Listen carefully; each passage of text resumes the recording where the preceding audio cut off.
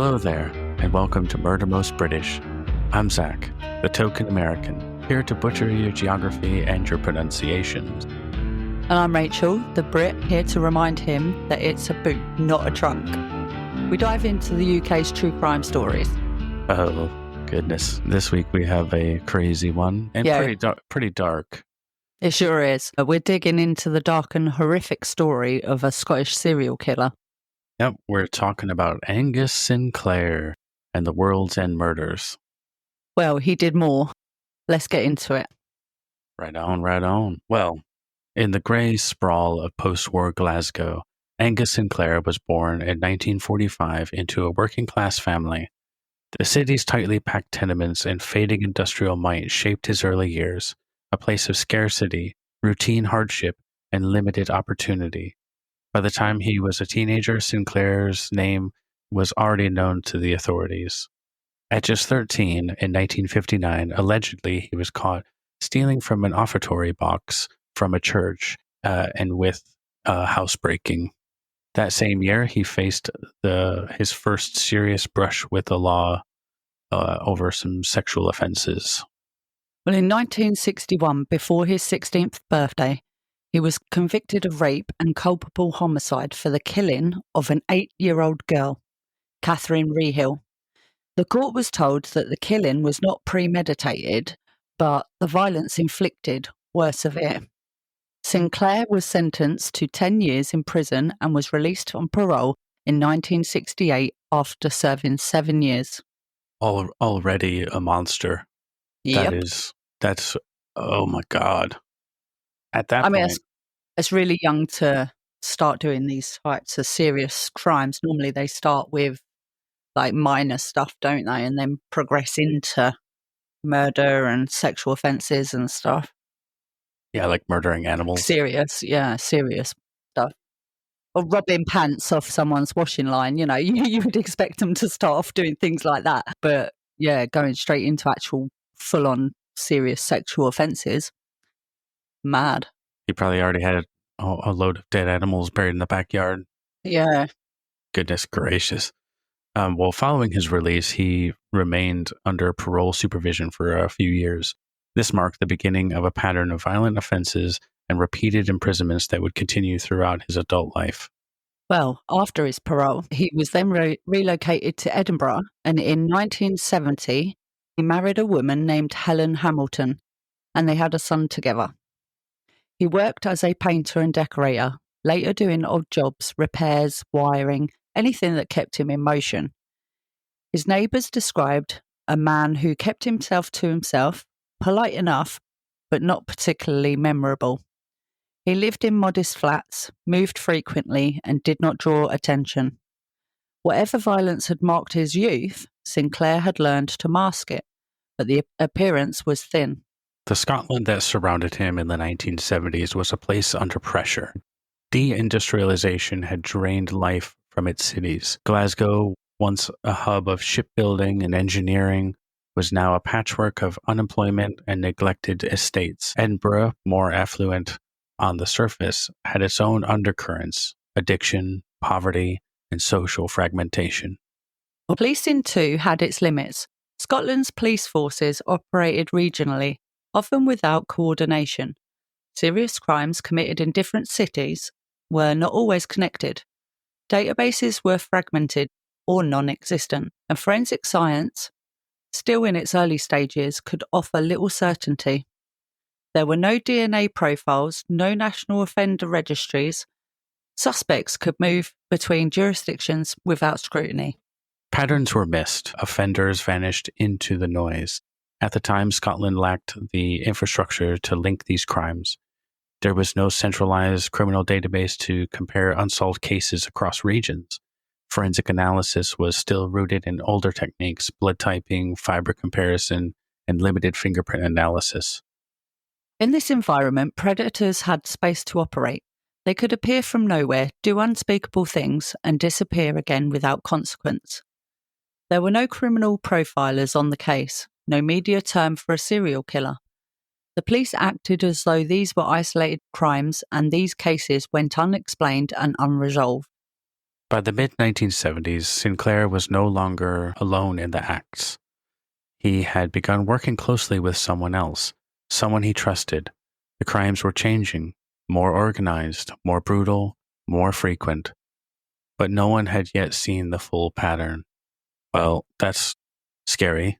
Someone who's already a tremendous predator is got a partner, which is, in serial killer terms, very rare. I guess that, most serial killers would just like to keep themselves out of relationships so that they're sort of more free to come and go and do what they please without having to answer questions to anybody. But it's also finding someone who wants to do that with you, who's another predator, but also like more chances of getting caught. Yeah. They could just turn on you and turn you in or whatever, or trap you to where you get done for the murders and they get off scot-free. Who knows? But it's a lot more risk bringing another person into it. Yeah, definitely. The man Sinclair trusted was Gordon Hamilton, his brother-in-law. Their connection was familial, but their collaboration went far beyond family. Both men had criminal records and shared an appetite for violence. Police records from later years suggest a coordinated partnership. The precise origin of their alliance is unclear, but their methods revealed a shared approach: isolate, overpower, and control. The nature of Sinclair's crimes changed dramatically once he began operating with Gordon Hamilton. What had once been individual acts of violence became more coordinated and methodical. Together they targeted young women, some vulnerable, others simply in the wrong place at the wrong time. The assaults were brutal, sexual, and planned. Ligatures were used to bind victims, and their bodies were often dumped in remote areas. It was no longer impulsive. It was procedural. Well, the system failed to connect the dots.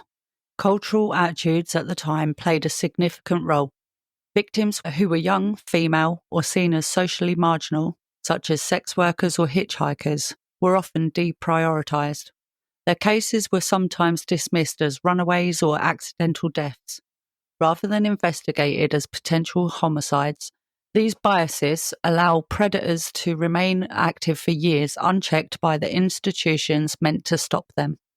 And that's another heartbreaking part of it is, at the time, people who were so marginalized and dispossessed and just on the fringe were forgotten about. They're just hookers or something. It didn't see them as very important people, wouldn't be missed, and, the lower part of society, really. Yeah, that's so bad. No matter if someone's a sex worker or a drug addict or something, they don't deserve to get murdered.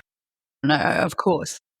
But their attitude was just well, I guess it was just going to happen sooner or later, and just moved on, which is heartbreaking.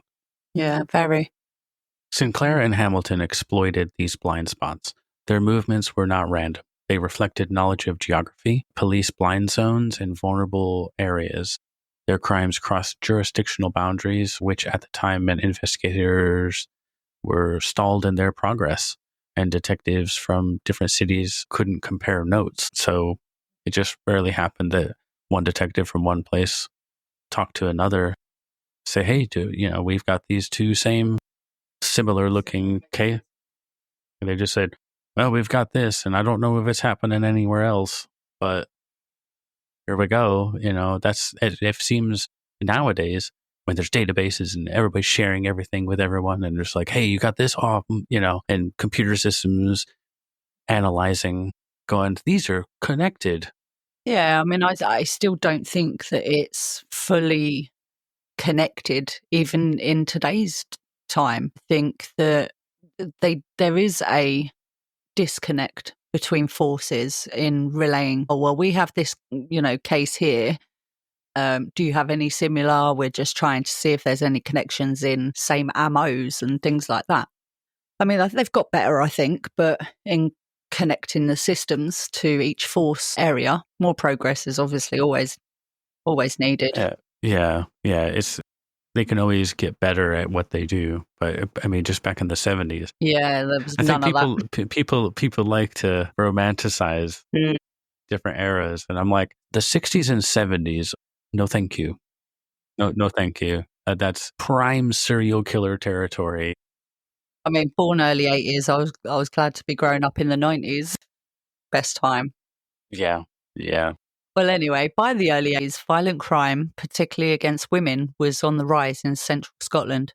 Yet official records did not consistently categorise cases by victim, gender, or crime type, making it difficult to quantify how many involved women remained unsolved.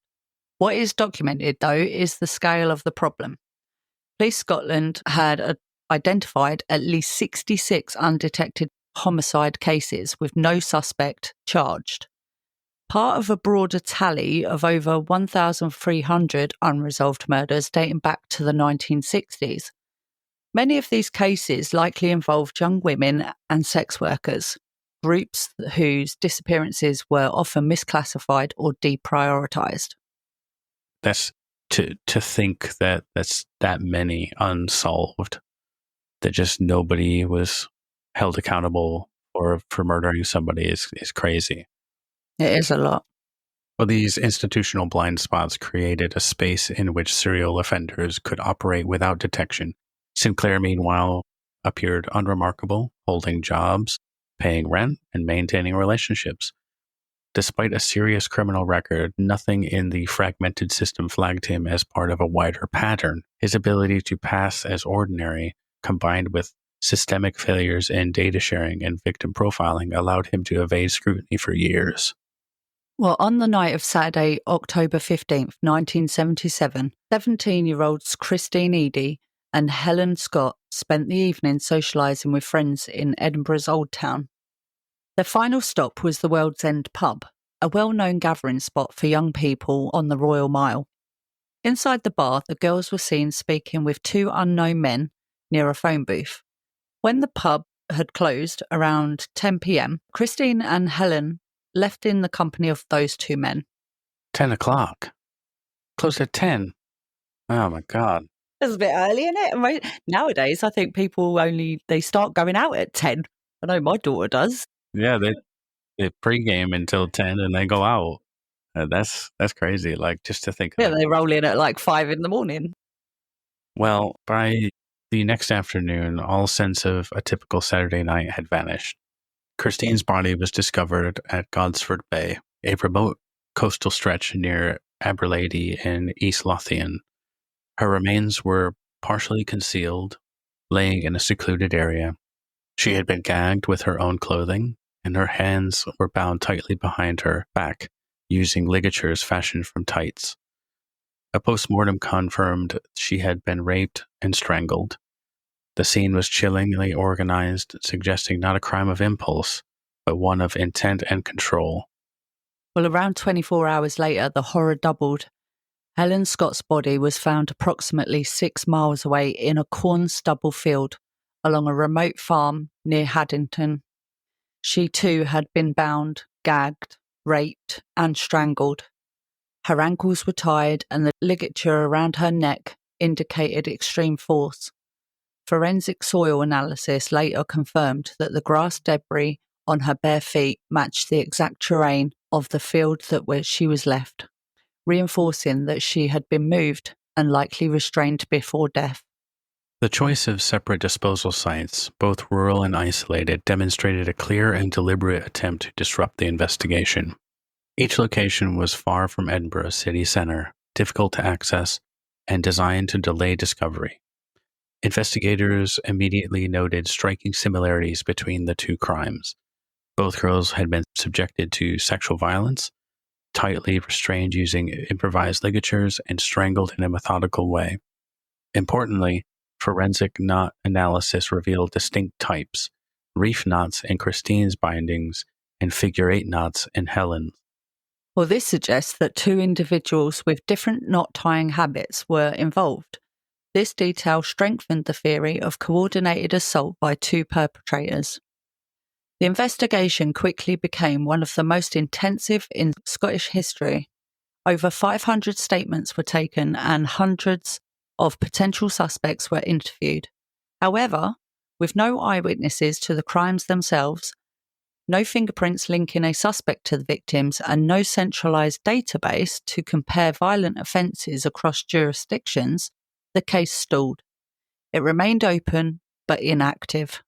Around that time, it's like unless you can catch him in the act or catch him in some other way, confessions and whatever, witnesses, it's hard to really find anybody for anything. Meanwhile, Sinclair continued to live quietly in Edinburgh. He maintained his role as a tradesman, working jobs that gave him freedom of movement. Hamilton kept a similarly low profile. Neither man drew suspicion in connection to the World's End case for decades. The forensic evidence collected at the time, clothing, ligatures, and biological samples, were preserved, but could not be meaningfully analyzed with the technology available in 1977. The brutality of the attack stood out. Ligature strangulation, particularly involving improvised bindings, is rare and often suggests a need for complete domination. The binding of limbs, the gagging, and the extreme sexual violence all pointed to sadistic motivations. However, at the time, psychological profiling was in its infancy in the UK, and the lack of a standard for serial offending in Scottish investigations meant there was no framework to apply that interpretation. While Christine and Helen's murders became national news, there was little public discussion of the possibility of a serial killer. In the absence of further linked cases, the prevailing view remained that these were isolated events. The idea that the same men may have committed other similar crimes across Scotland had not yet been seriously entertained. Yeah, and that's where it goes back to they didn't have the skills or databases or things in so-called serial killers. It just stalled their investigations. That's not good. And then they're just on the fringes of society. They were probably going to end up dead anyways. That's just so awful. Definitely. Not making the connection, because obviously the lack of connected sort of forces connecting with each other. So in 1978, Mary Gallagher had left her home around 6:45 p.m.-ish, somewhere around in there. She was intending to visit a friend just a short walk away. Somewhere along the route, she was intercepted and dragged into a patch of overgrown bushes near a footpath in Springburn. The attack was swift and violent. She was raped, then strangled using a ligature, most likely improvised from fabric or cord. But the pressure applied to her neck was not brief. Forensic evidence later showed deep ligature marks consistent with prolonged compression, indicating a sustained and intentional act of control.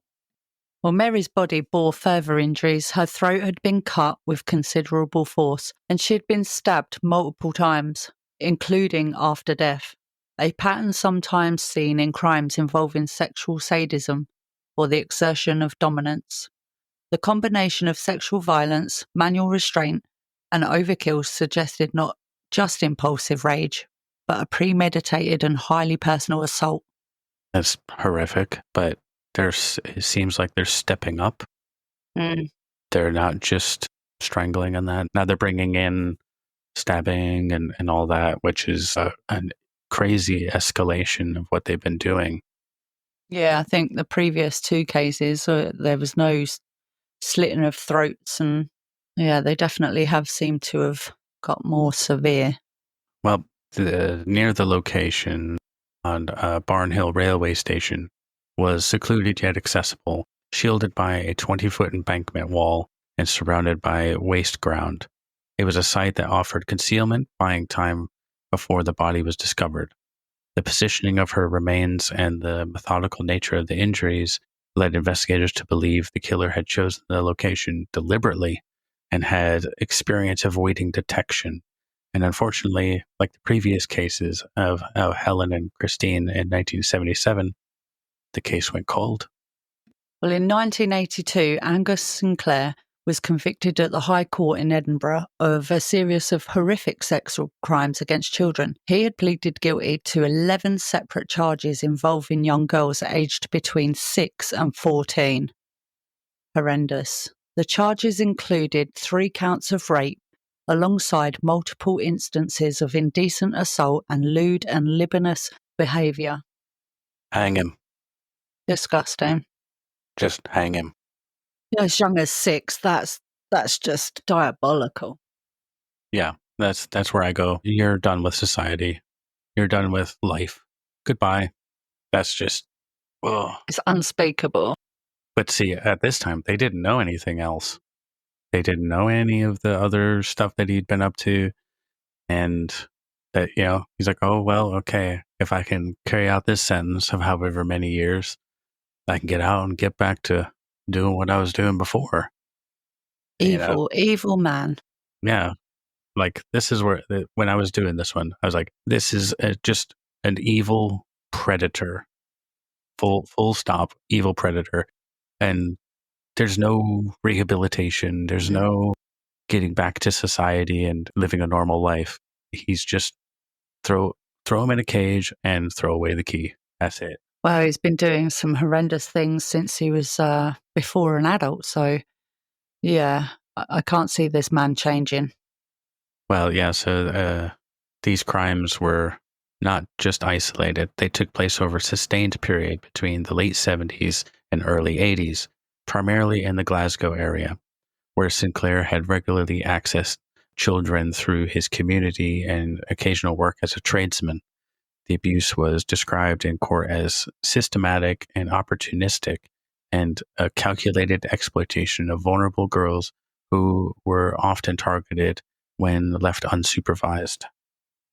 Well, according to court proceedings, Sinclair groomed some of his victims by appearing friendly or helpful, gaining the trust before committing acts of escalating abuse. The level of violence varied, but the pattern of manipulation, secrecy, and repeated offending was consistent.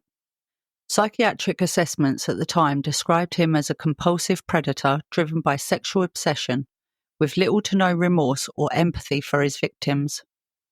The presiding judge referred to Sinclair as a man of extreme danger, adding that his conduct showed a level of depravity that warranted the maximum penalty under Scottish law. Well, he was sentenced to life imprisonment, although the sentence did not include a whole life term at the time, meaning parole could technically be considered in later years, depending on behavior and legal review. The 1982 conviction marked a significant escalation in Sinclair's known criminal activity. I think with someone like him, who's so easy to put on a mask, that he could just float through prison and just, yeah, I'm a nice dude. What are you talking about? But he catches you in a dark corner. Gotcha. But then he knows I can get out. If I can just put the mask on, I can get out. But the 1982 conviction marked a significant escalation in his known criminal history. Although he had served time for the 1961 rape and killing of Catherine Rehill, this new case revealed that his violent offending had not ended after his release. It had instead become more frequent, more calculated, and more dangerous, with a clear focus on preying on children.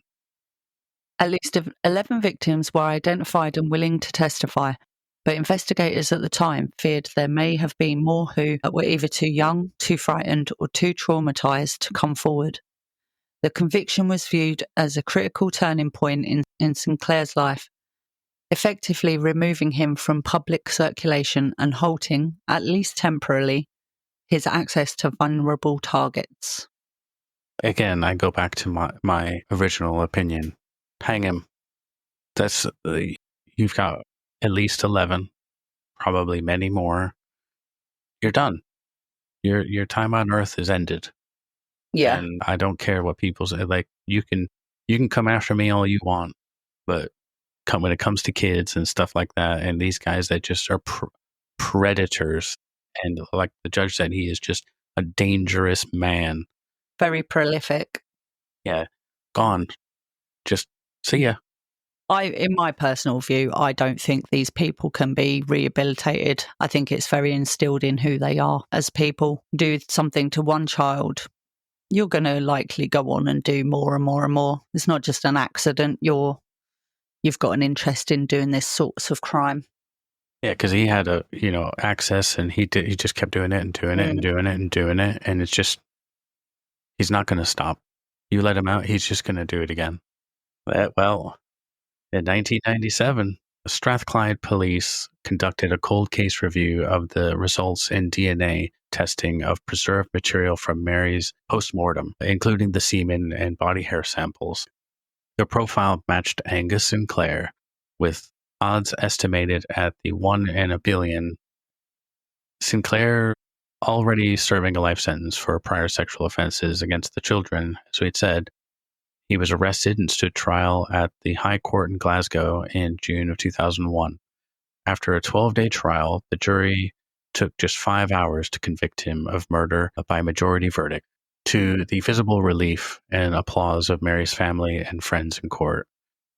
Presiding Judge Lord Carloway described him as callous, brutal, and depraved, emphasizing the remorseless nature of the act.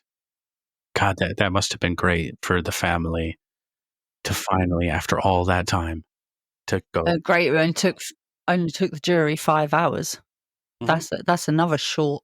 We've had some cases we've covered that have done short trial where, jury it only took a few hours deliberating, but 5 hours, I think that's the quickest one in so far that we've covered. Except for Buck. Buck was 91 minutes. 91 minutes, yeah. We got to beat 91 minutes at some point. But 5 hours, they took their time a little bit and did the paperwork and had a coffee and a tea. Yeah, I think when the evidence is there, I mean, you can't refute DNA, can you? So what more have they got to discuss at the end of the day? Evidence is fantastic. Yeah, they got him then. Yeah. Well, at sentencing, Sinclair received a second life sentence, with the judge calling him a very dangerous sexual case, whose actions had made him a persistent threat. Detective Chief Inspector Brian Murphy later described Sinclair as one of the most evil individuals he had ever interviewed. And he stated that there were things going on in his head which he clearly didn't understand. That's chilling. That you can just, as the detective, you can see the cogs turning in the man's, but you just can't reach that understanding of where that person is. You're just so far removed of where you are from that person that you could just never understand why they do the things they do or think the way they think. And I think this is where the behavioral science really, like, I think it was like the 60s and the 70s, and it really started to pick up of, bringing in psychologists and bringing in people who could study the mind and why they do the things that they do.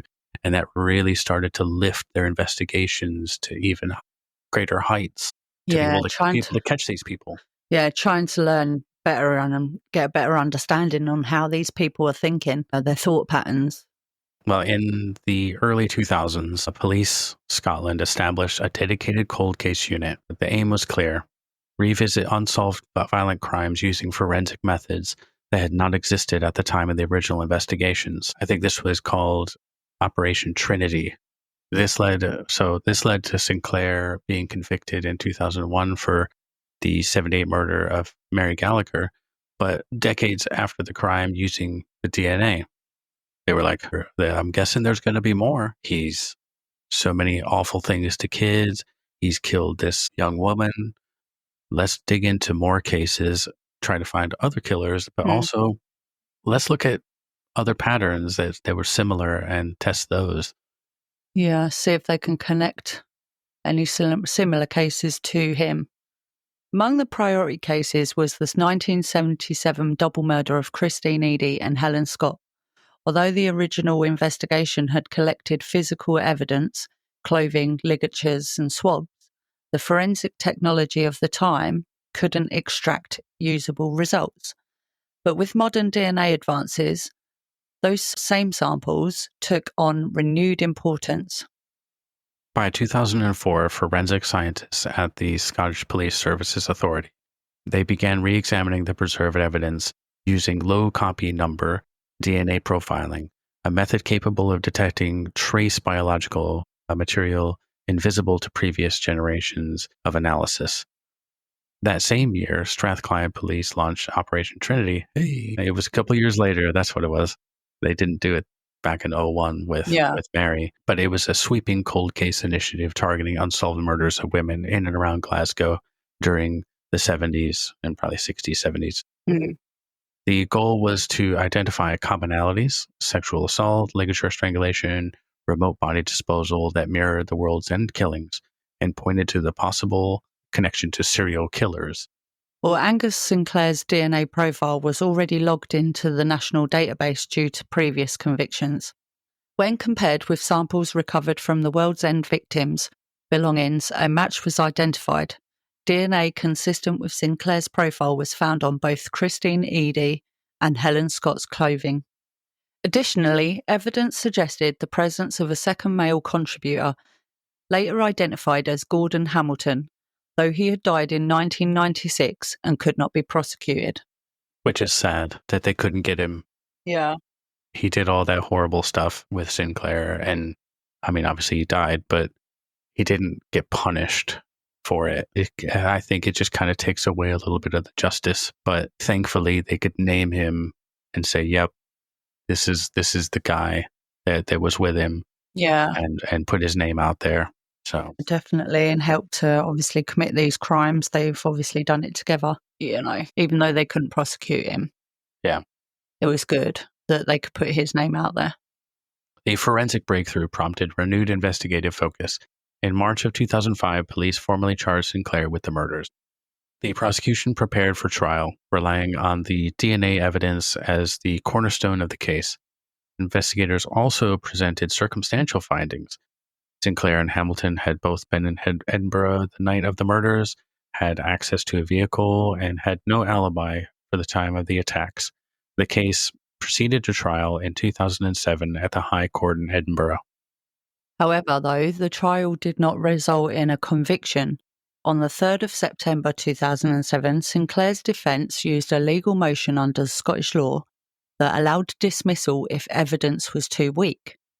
The trial judge upheld the motion and ruled that the Crown had failed to establish Sinclair's direct involvement in both murders, or to prove that he had acted in concert with another individual. That's horrible. That's like it. They just have, DNA and all that, but not enough evidence. Ridiculous. Yeah, to me, it kind of mirrors back to if you don't have a witness, if you don't have a confession, if you need more. They showed all the patterns, they showed everything, the DNA. He'd been convicted before of a very similar, still couldn't get him. Crazy. So without that link, the prosecution could not legally proceed on either charge. As a result, the judge formally acquitted Sinclair on the 10th of September in 2007, before the jury was asked to deliver a verdict. The decision did not clear Sinclair of suspicion, but under the law, as it stood, the case could not go forward. Shocking. Well, the verdict prompted a national outcry. Understandably. Families of the victims, legal reformers, and members of the Scottish Parliament voiced their concerns about the apparent gap in justice. Public discussion intensified around Scotland's double jeopardy law, which at the time barred retrials even when the new evidence emerged. The failure to secure a conviction despite compelling forensic links became a focal point for legislative review. Yeah, that pesky double jeopardy. Yeah. I mean, I understand why it's there, because if the state comes after you, they present their case, and either the judge or the jury say, no, you're acquitted. They can't come back after you. Yeah. But I think in some cases, if they mount a lot more evidence, they should. Yeah, definitely. I mean, at the end of the day, if the crime was still the crime, this crime still happened.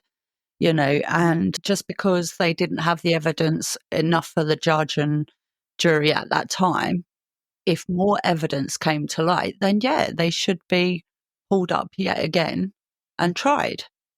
I mean, if you went out and committed a murder and they couldn't get you, but then they come back and they say, we got you on video, actually, we found this video of you on CCTV stabbing somebody. Showing that you done it. Yeah, it's like this Clear is as day. clear as day. They Yeah. got you. But then they can't come after you because of double jeopardy, even though Which it is- shows you.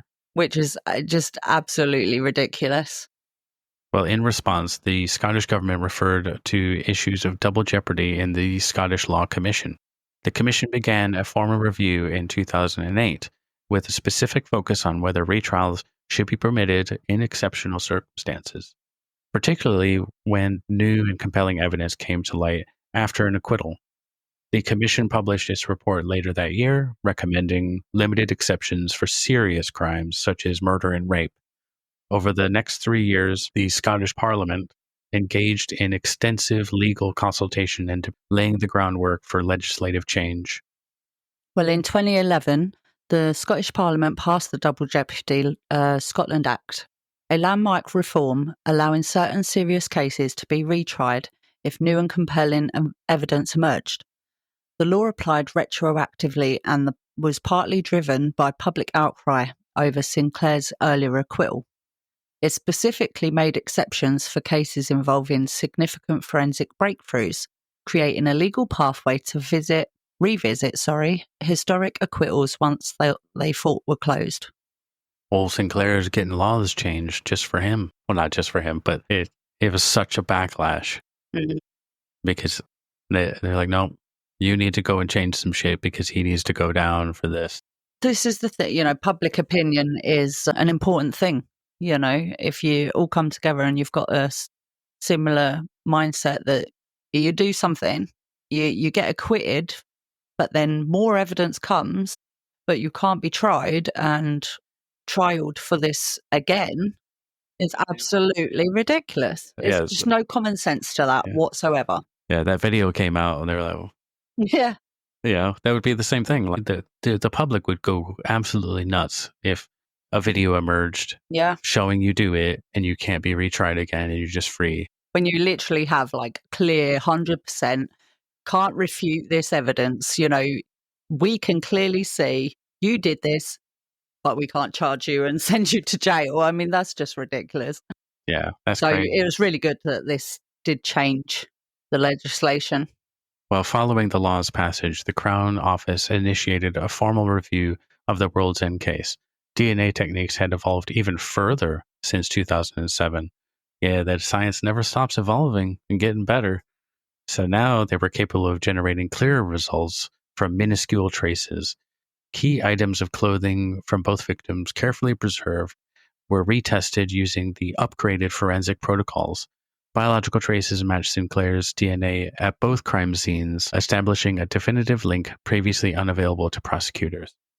Well, beyond the scientific evidence, investigators reconstructed Sinclair's movements on the night of the murders, confirming that he and his brother-in-law, Gordon Hamilton, had been in Edinburgh. The men had access to a camper van suitable for transporting victims, and archived statements placed them in the area. Though Hamilton had since died, both men were implicated through physical evidence and corroborating witness accounts. In July of 2014, the Crown Office authorized a full retrial of Angus Sinclair under the new double jeopardy law. For the first time, prosecutors could present the complete forensic picture alongside timelines, behavioral patterns, and historical testimony within a legal framework that now recognized the cumulative weight of such evidence.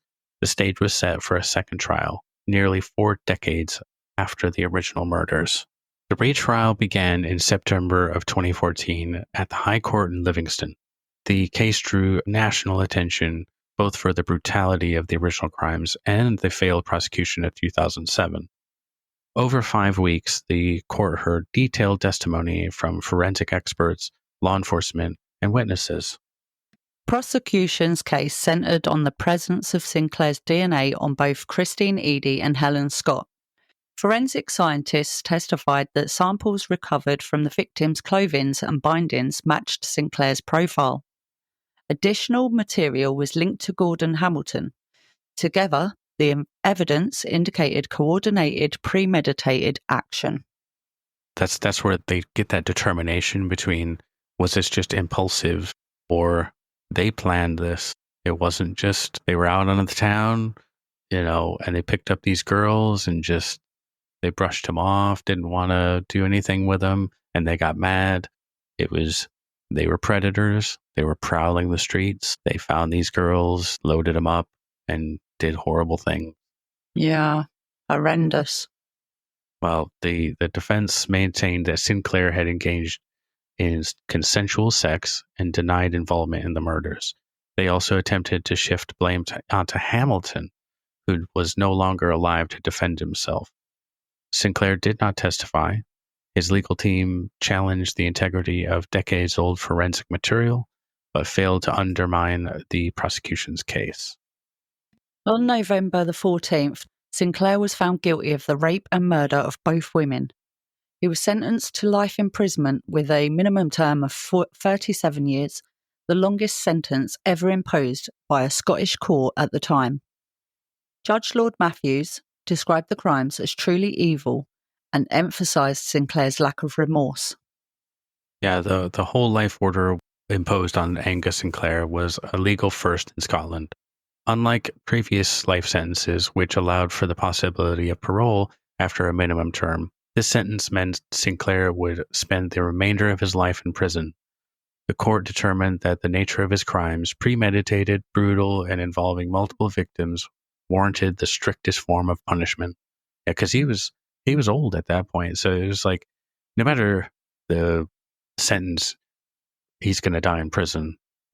Yeah. So that is considered a whole life term. The sentence also underscored a shift in Scottish judicial philosophy towards dealing with extreme cases of violent crime. Prior to this, life sentences commonly came with minimum term periods, after which offenders could apply for parole. Sinclair's case set a precedent that some crimes could merit permanent imprisonment without release, reflecting societal demands for accountability and protection. This is where my American perspective, because in the United States, life without the possibility of parole has been a part of the legal system since at least like the 1970s-ish, and expanded significantly during the 80s and 90s.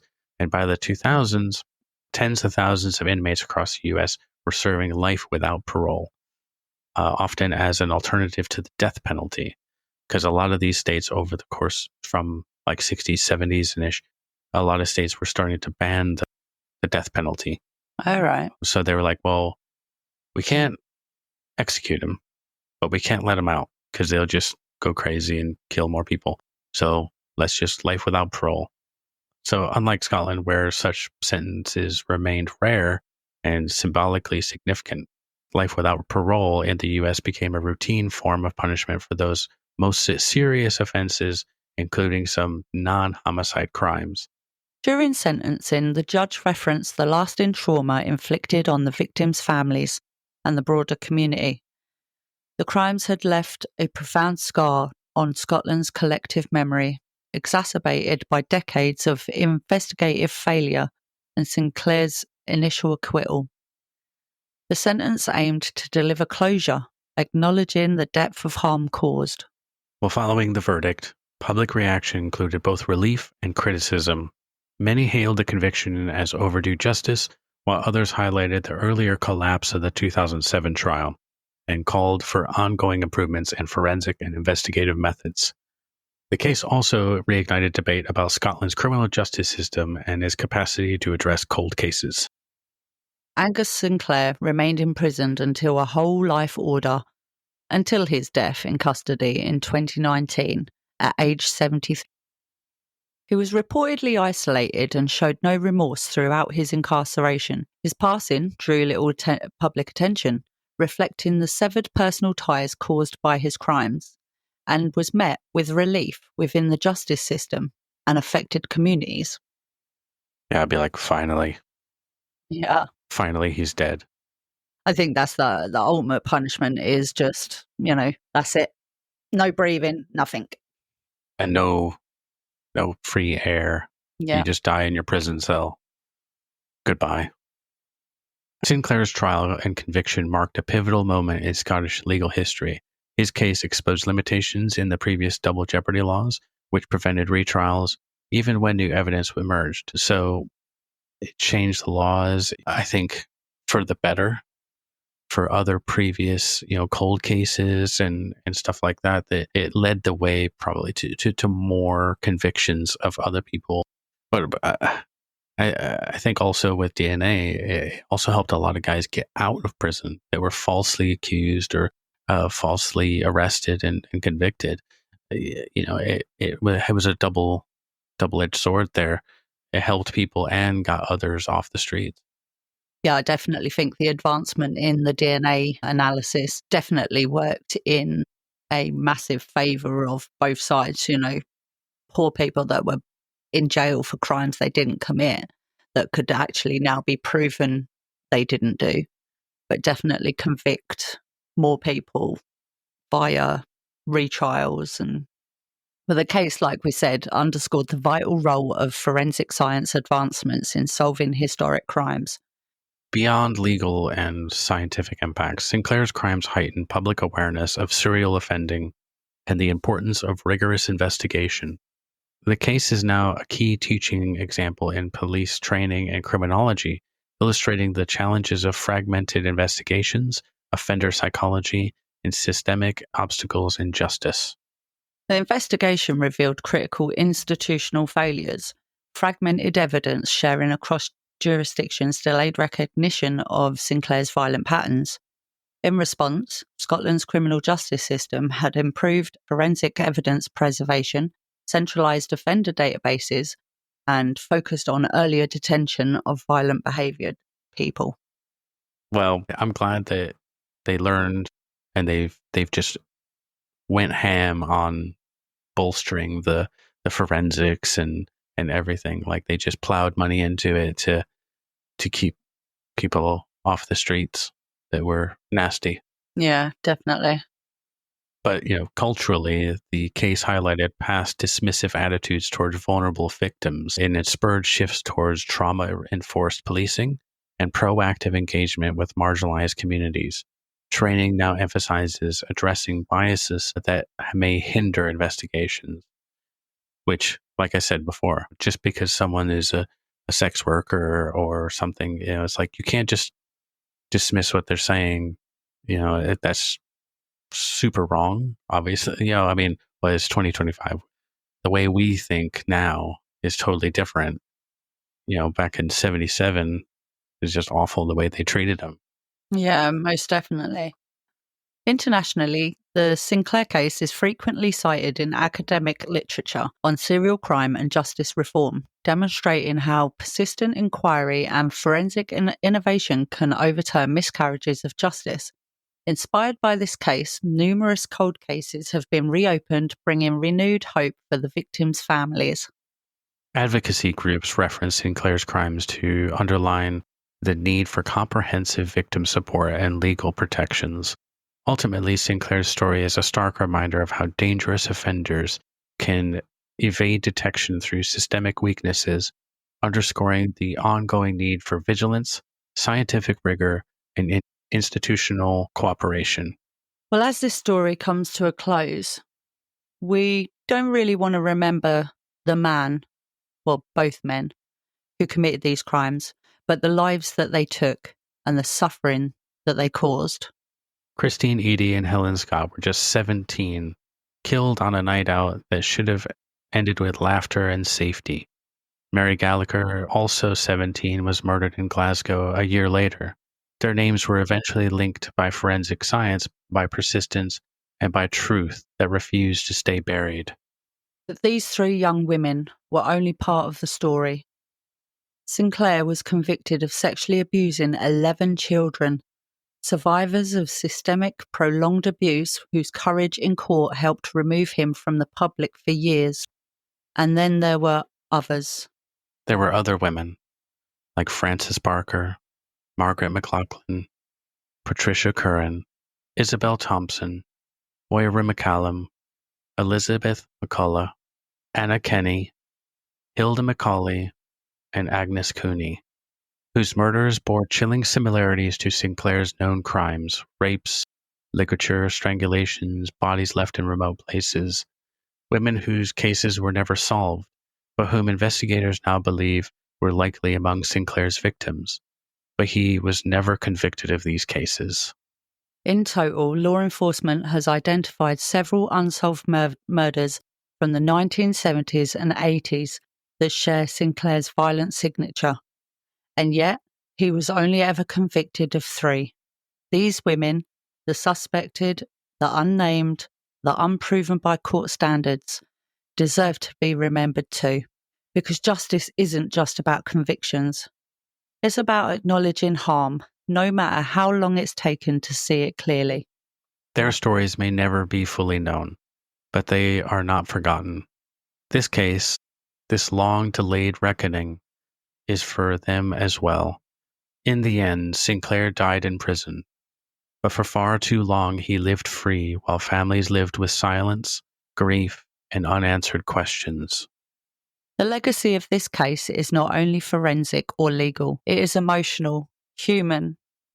It's a reminder of how easily predators can hide in plain sight when systems fail, and how vital it is that we keep asking questions until the truth is finally heard. Well, that was The World's End Murders with Angus Sinclair. Ooh, that was a heavy one. Very much so.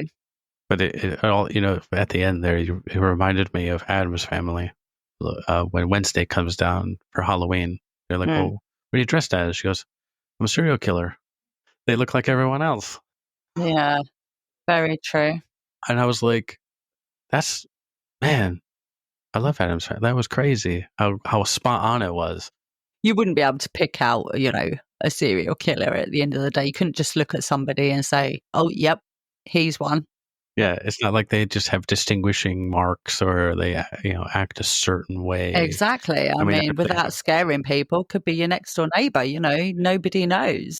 They have like behavioral stuff, but, not all of them are the same. Not all of them operate in the same way, like Dahmer or Kemper or Gacy. They had different ways of doing things. What was it, BTK, when it was at his trial, the bind, torture, kill, and he was just casually explaining how he did each one. They just went through them. There's no emotion or nothing. He's just like he's just sitting down at dinner. I mean, there's many in there. Ted Bundy, they all come across the normal people. Yeah, he was very charming. He was handsome. He was handsome, charming. He disarmed people with that, and then he could turn and do what he wanted to do to fulfill that dark urge inside of him. You could just be chatting away. Hey, man, how you doing? And you never really know somebody until you know somebody. Yeah, but this guy, he just, like I said before, just a predator. He, like, out in the wilderness, he was just an apex predator. Definitely agree with the judge. Very evil, evil man. Plus the one that his brother-in-law. Yeah. Evil.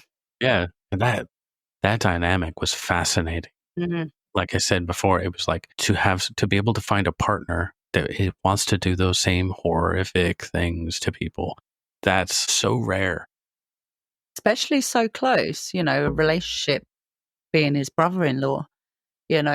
How do you go about, hey, are you into, killing people? Raping and killing people? But that's, it makes me think it's like winning a lottery, like the chances of it. The chances that you marry a woman and her brother-in-law is like, I like killing people too. Let's go do that together. And they're just running around in a van murdering folks. Oh, that is astronomical chances.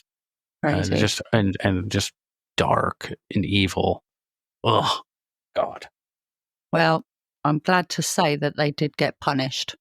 One by dying and one by being in prison until they died. Yeah, should have been hanged. But, that's my opinion. We've moved on from, many, many moons ago of hanging in the Tower of London. Well, maybe it should be brought back.